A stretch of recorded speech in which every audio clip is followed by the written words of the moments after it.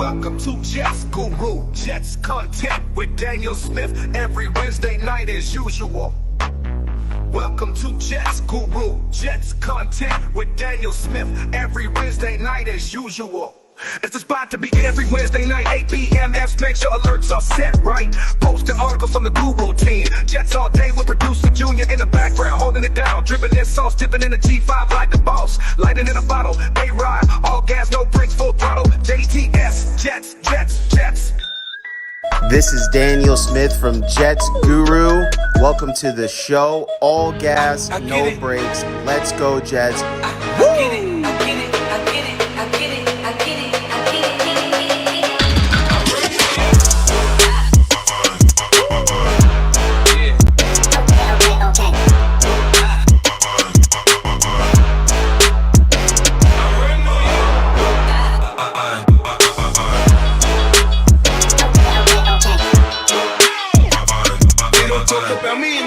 Cause I'm scrapped. When I pull up out front, you see the Benz on dubs. When I roll 20 deep, it's always drama in the club. Now that I roll with Trey, everybody show me love. When you sell like Eminem, you get plenty of groupie love. Look, homie, ain't nothing changed. Rolls down, cheese up. I see exhibit in the cutting, man. Roll them trees up, trees up, roll them trees up. What's going on, Jets Nation? CJ the Painkiller D. Simone here, and you are watching Jets Guru. Now, give it up for your host, Mr. Daniel Smith!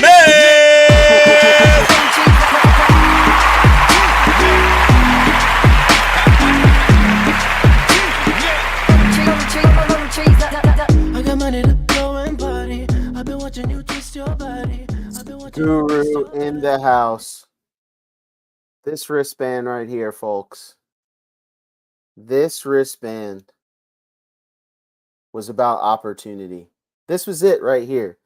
This was the first lighting wristband for the first home game of the season. And there were so many expectations, and it has been a rough go, hasn't it? But guess what? It's not over. It's not over quite yet. Now, I know the task at hand is hard, but it's not over. There's still hope. You don't have to go completely into the cellar quite yet. Will the Jets make the playoffs? Probably not. But we're still alive. And we're still within striking distance. So welcome to Jets Guru. It has been a ride, but we finally got a win after an awful losing streak for such a long time. And you're starting to see the Jets come together a little bit. Too little, too late, some might say. Maybe all might say. But at the end of the day, you have to look at last week's win, regardless of who the opponent was, regardless of how many offensive linemen or receivers that they were missing. Regardless of that, the Jets put together a complete second half, and they were able to win the game. And, you know, I think when you win, it puts things in perspective too, right? Because when you're on a losing streak and a team that had such high expectations as the New York Jets, and you have a losing streak, it's just deflating, isn't it, in general? But when you win, you really get a chance. What's up, Michael? When you really get a chance to step back and look at it, and you realize Rodgers actually had a really good season with the Jets. If you really think about it, the Jets haven't been able to get the run going hardly at all this season. The defense, this is not the same defense that Aaron Rodgers saw on TV. That's for sure. This defense is not the same. So while everyone, and rightfully so when you have a name like Aaron Rodgers at times, you want to put everything on Aaron Rodgers' shoulders, but at the end of the day, he's like third or fourth or fifth or something like that in touchdowns, and he's top 5 or top 10 in passing. The interceptions have stopped the last few games, and he slid down that chart as well. And you know, he's on pace to have probably the best season of a Jets quarterback probably since Ryan Fitzpatrick. You have to think there's a lot of season left. If he stays healthy, okay, he's already right there almost at 20 touchdowns. It's realistic to say he's going to finish with around 30 or 27 to 30 touchdowns probably around 10 to 13 interceptions, something like that. And that is a solid season for a New York Jet fan. And, again, like I said last week in the show, we have no right as fans to really be like, well, get out of here, whatever, for what? We haven't seen very many good quarterback seasons. And so I think when you look back at it, if the Jets played more defense like they did the last 2 years and they were able to actually run the football, we may have seen different outcomes. You can't look back and say how many of these losses were on the shoulders of Aaron Rodgers. This has been a complete team meltdown. And I wouldn't even say a meltdown when you lose 4 games at a total of 14 points over your losing streak. And and that's tough. That's tough to come back from when you start dropping losses. But the one saving grace for this New York Jet team is that the schedule really isn't that difficult.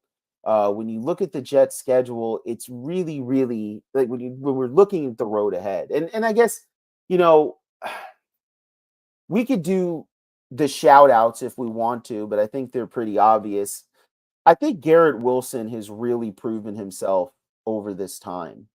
And I think people, including Jet fans, need to give him credit because he got killed. And I said this on my show, and you guys killed me for this as well.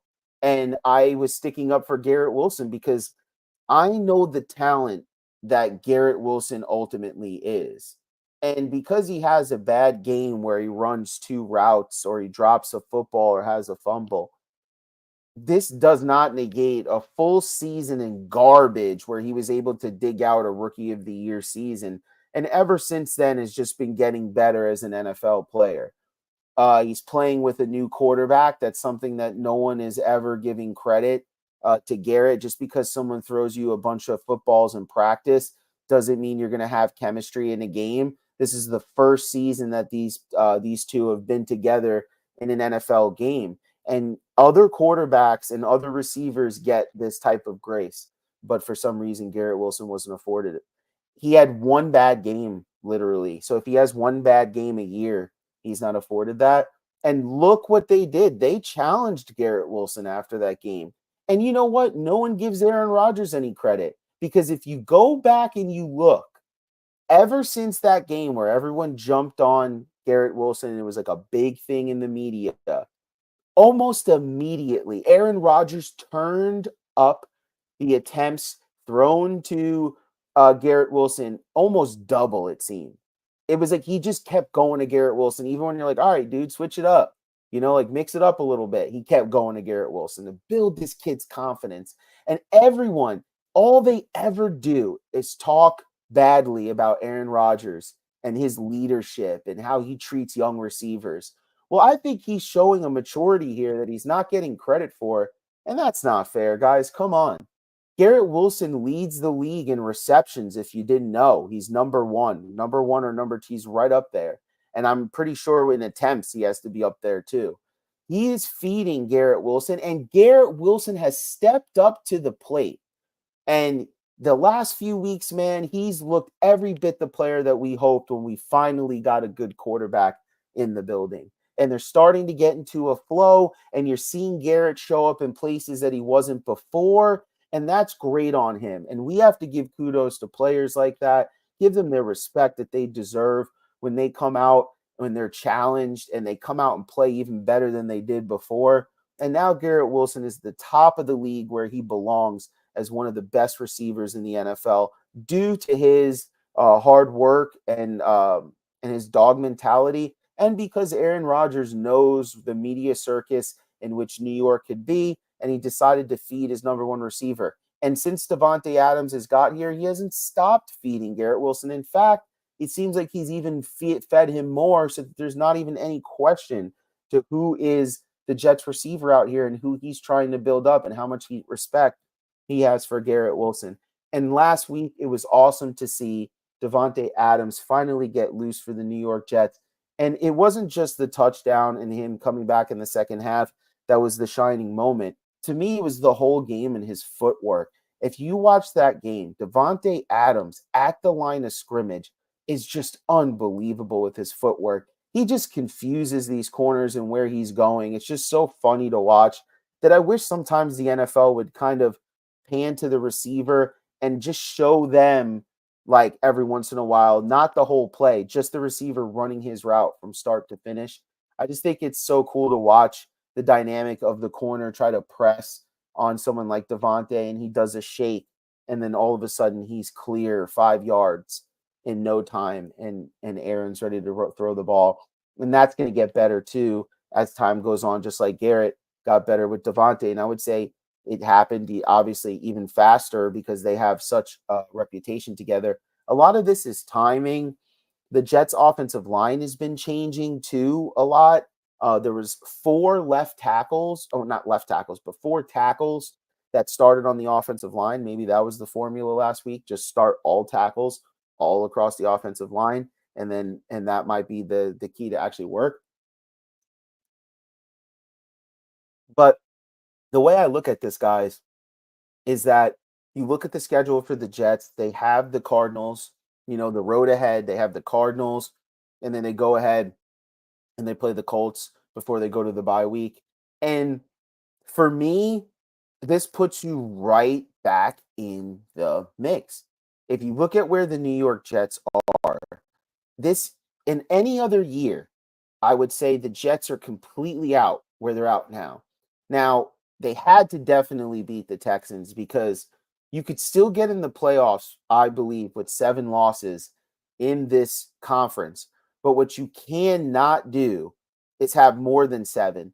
And so to get 7 right out of the gate when you're like, hey, we're going to try to make this impossible run here. So we're going to lose the very next game after we decide that we're going to go on this possible run.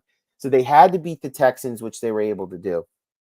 But when you look at the Jets, this is unbelievable because the AFC really is that bad. And if you go back to last week, it looked completely different.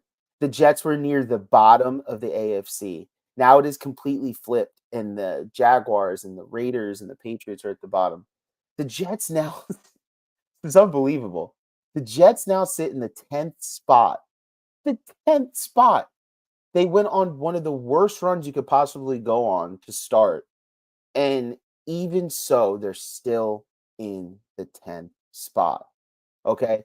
And you look at the 2 teams that they could possibly catch realistically, it's most likely going to be 2 teams, the Texans, the Chargers, and the Broncos. I could definitely see the Broncos falling off because even though they have a good defense, we've already seen the immense talent that Bo Nix has. Now, he's played a lot better since then, but still, I could see them starting off a little bit, then them going on a little bit of slide, a couple teams passing them. Now, at the same time, you have to look at tiebreakers, and that's what's tough. But we don't want to get into the tiebreaker type of argument and things like that yet because we're not there and we don't know. But you look at the AFC, and every single team right now in the AFC, except for like 5 teams, has 3 or more losses, and except for 6 teams, has 4 or more losses, and except for 7 teams, they have 5 or more losses, and we're already at the midpoint of the season.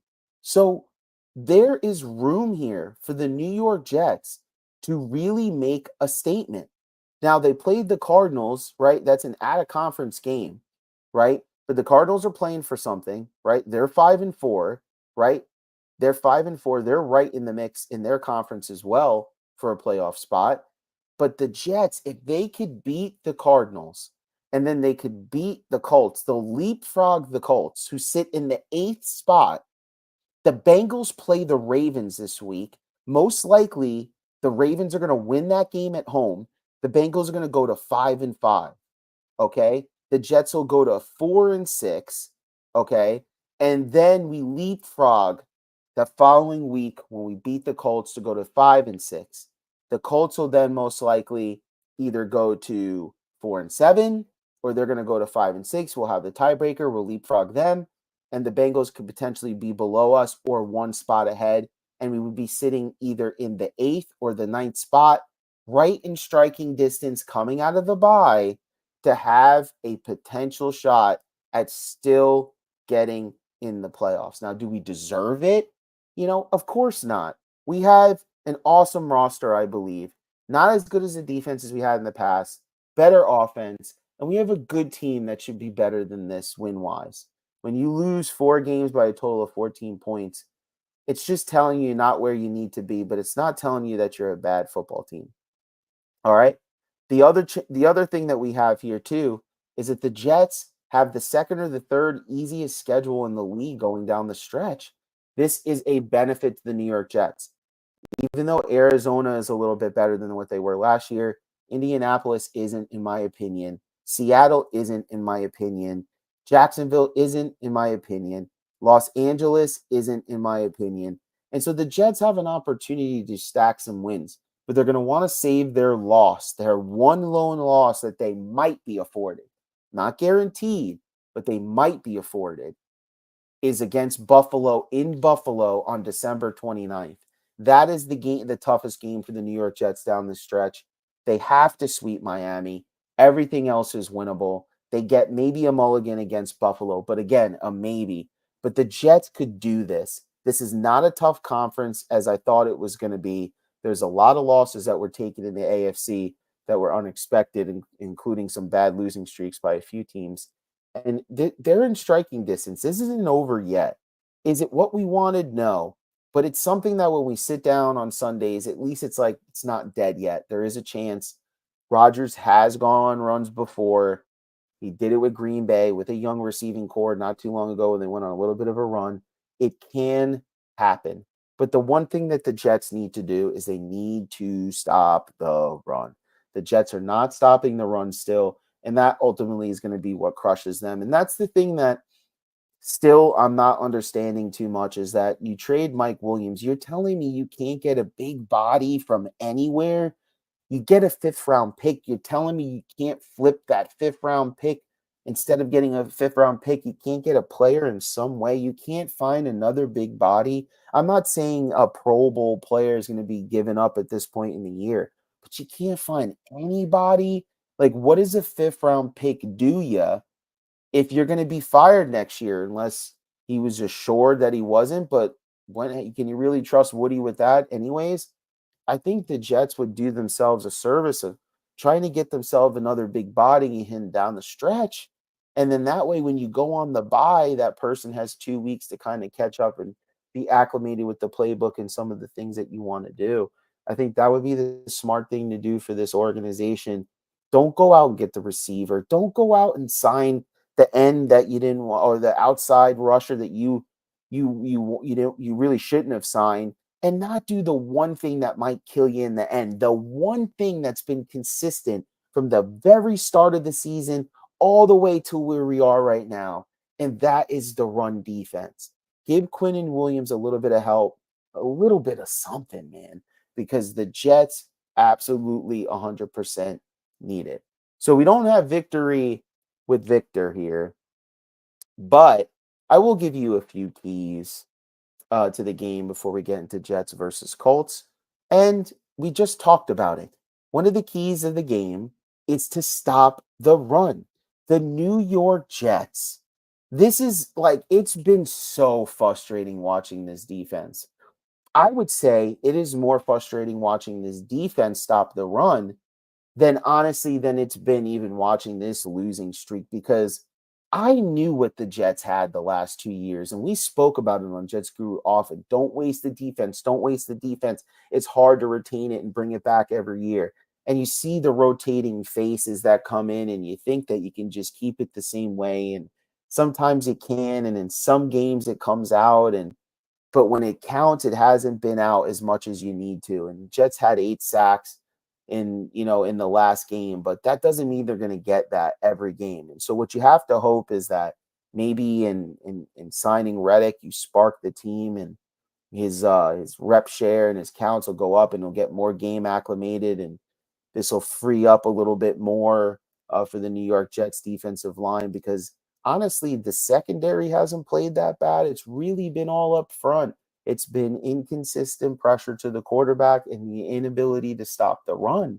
Even when the Jets cornerbacks have been out, the reserves have come in and played pretty solid considering. I mean, there's been times you've been watching some Jet games and you're like, is this a preseason game?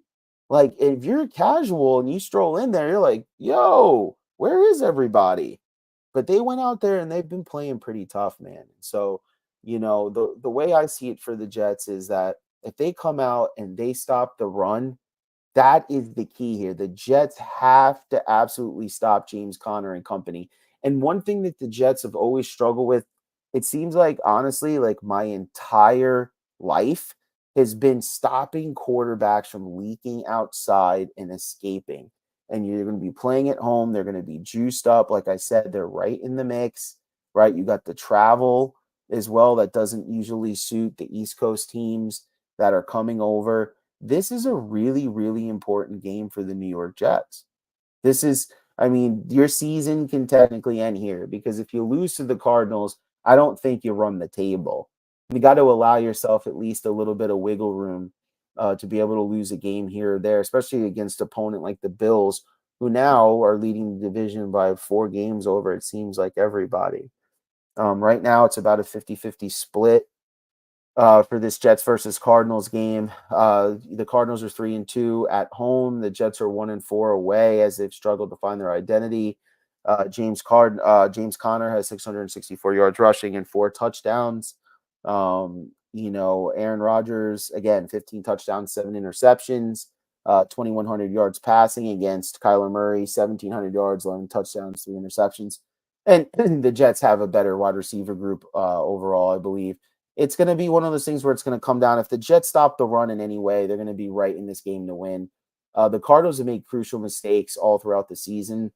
Some of the questionables here, Ashton Davis, Michael Carter, Salman Thomas, Chaz Surratt, Morgan Moses, all questionable. A little bit more. James Conner's questionable. I'm not sure if that's just something that they do at this time of the year for him.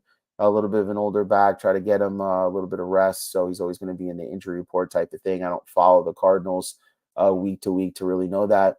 425 game, which is pretty cool to get the 425 game instead of the night game for once. Can actually, I mean, it's still going to take you almost into nighttime, past dinner, but hopefully it'll be good for the Jets. So it's almost about even, a 1.5 point difference. For me, I'm taking the Jets in this game. Personally, I think the Jets found something. It's too juicy right now for me. I can't turn it down. I'm a homer. I'm a homer at heart. I'm not saying this team is really any good until they get to the bye week at 5-6, like I said, but they have an opportunity. That's all I'm pointing out here. And this opportunity is juicy. You beat the Cardinals here, and I think you go home and you beat the Colts and you get to 5-6 at that point. And then, like I said, the way we laid it out earlier, you're probably sitting at the 8th or 9th spot, just waiting for someone to make a mistake as you play the easiest schedule in the league, one of the easiest schedules going down the stretch. I like that. That gets me excited that the Jets could possibly do something there. I'm not going to be pessimistic as they win, but they need to show us and they need to show me that they can at least get to the bye week at 5-6. If you look at the Jets, it's just interesting to me. There's been a lot of questions over the last couple of weeks on how the Jets approach this team moving forward from a long view. I think this is all going to be determined based on this run, and it started last week and it's going to continue this week against the Cardinals. If the Jets could make a run, even if they miss the playoffs, let's say they miss the playoffs by a game, or they miss the playoffs by one slot, right? There's a good opportunity here. I think that Woody's going to try to persuade Aaron, and maybe Aaron will already be ready because at this point, like I said, if Aaron keeps it up and they're able to keep him upright, he's going to be anywhere between 25 to 28 touchdowns, and he's going to look pretty good as far as stat wise, and he might want to come back for another year. You brought Devontae over. I don't think he would just leave Devontae again.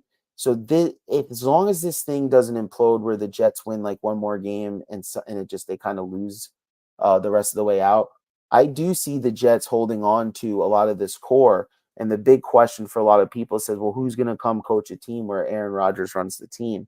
Well, I don't know at that point what they wind up doing. Maybe you take a year flyer on Todd Downing. Maybe you get someone in who it was a previous coach that doesn't mind working with Rodgers. Maybe you do bring in a defensive guy because you could focus more in on that. And a lot of people say, well, then why did you fire Robert Saleh? You might as well should have kept him. Again, we're dealing with Woody Johnson. 2 steps forward, 2 steps back, to get 2 steps forward again. Listen, I don't know. But if the Jets go on a run here, I don't see them switching up the tables and completely wiping everybody out. If they could somehow get to 8 to 10 wins.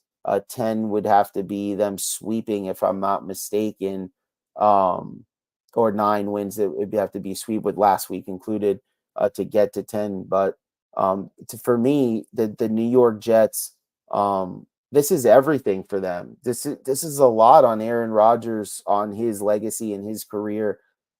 Joe is playing for his job, because you can explain, like, if you could get to 8 or 9 wins, you can explain yourself away why you need another go at it.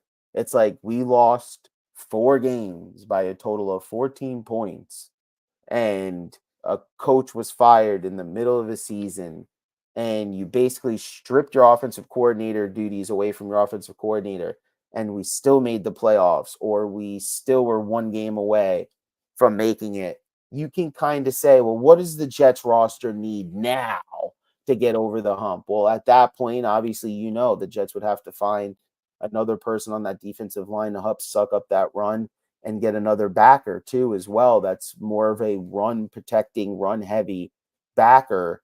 It'll be a completely different defensive system potentially. Or do you give Ulbrich, by the time it gets to the end of the season, does he prove enough to you that it gets to where you're like, should we give Ulbrich another shot at this point? So for me, Jets win. I'm going to go 24-17 against the Cardinals. They go to 4-6, and then they get to go home and play the Colts. And if they beat the Cardinals, I think they beat the Colts, who are really, really not sure what to do with the quarterback position. And I know Joe Flacco is a solid backup quarterback, but I think the Jets can absolutely handle that with the roster that they have currently. But that's what I got. JR, what do you got for Jets versus Cardinals? I'm going to go 31-17. I feel like our defense has a good week and our offense keeps rolling. So 31-17 Jets.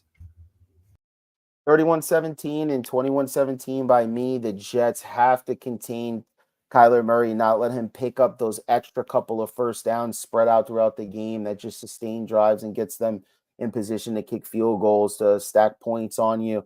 As you know, we always going to say it, the Jets have to stop the run. James Conner, if he plays, is a good running back. So they have to figure out a way to do that. As far as the passing game, I think every time the Jets step on the field, as long as they protect Aaron Rodgers, they're at an advantage. They have depth. Even with Mike Williams gone, they want to see what they got out of these younger guys. And got Devontae. They got to stop him. You've got Wilson. They've got to stop him and build on last week. Don't shy away from it. Don't overuse the run to the point where it's not working. And, you have to be respectable, but you also have to play to your strengths. You're not going to be able to fix all your weaknesses this season, it seems. So it's going to be a fun game. 425. We're going to know a lot too, because by 425, those 1:00 games are going to be played.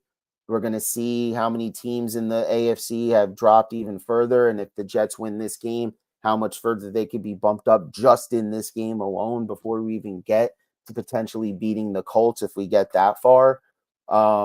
So this could be fun, man. You don't know. The Broncos can go right here, 2-game losing streak. You just don't know. And they go from, what did I say before, being 5-4 to all of a sudden, now they're sitting at 5-7. And then the Jets are at 4-6 right there, ready to strike, right in position again. The NFL is unpredictable, and there's always been teams that have kind of worked their way up from the bottom hole and got somewhere. So why can't it be the Jets? They have the roster to do it. So thank you guys for tuning in so much. We don't have the rest of the cast, but you had me for tonight. and I got you out of class early today. So kudos to me, right? So thank you for the support. Appreciate it. We are going to be on Instagram starting next week. We're able to stream through StreamYard on Instagram. So we'll drop the page throughout the week. And that way you can get signed up. We got a nice little following on there too, and we'll stream from all places. Again, thank you, YouTube. Thank you, Facebook. Keep reading the articles. Still keep believing. Let the Jets prove it to you. Jets, Jets, Jets. You know about rolling down in the deep.